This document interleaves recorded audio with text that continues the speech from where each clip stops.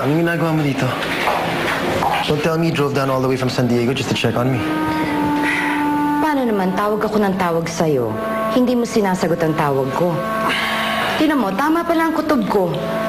Nakipagbasag ulo ka ba? O sumali ka ulit sa fight club mo? Mom, relax. Okay, wala to. Nagsa-celebrate lang. Celebrating what? You gotta be kidding me.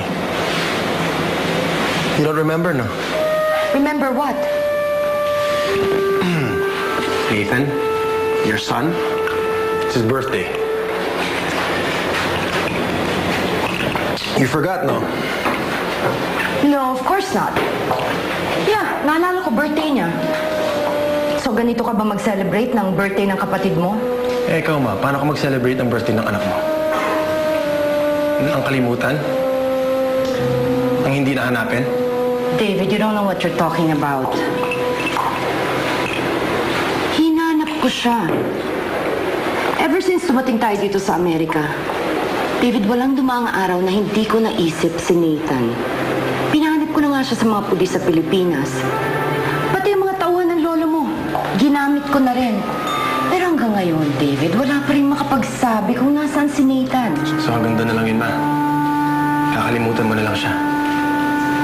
Talaga bang may limitasyon na pagmamalasakit mo sa anak mo?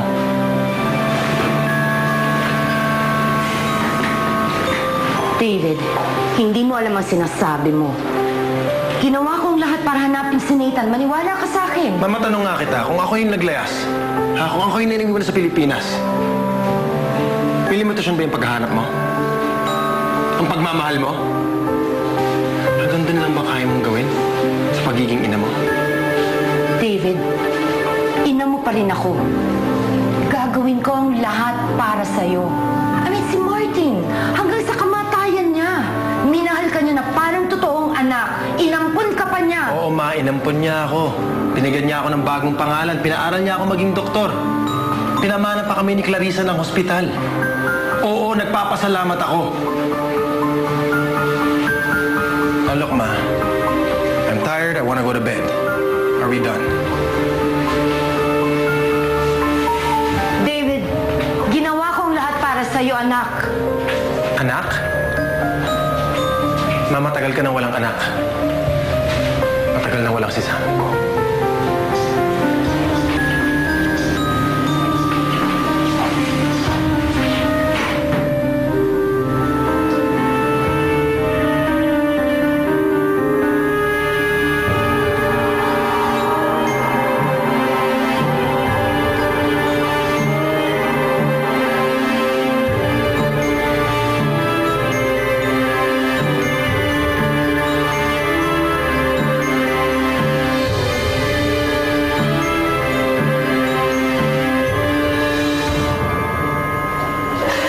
Kamusta, Raul? Sir?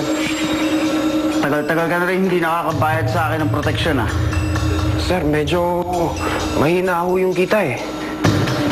Alam mo, hindi ko kailangan ng paliwanag mo eh. Kailangan ko aksyon. Opo, sir. Magbabayad ho kami. Gagawa ko kami paraan. Alam mo, baka naman hindi ka nakikinig sa mga sinasabi ko eh. O sa mga pasabi ko sa'yo.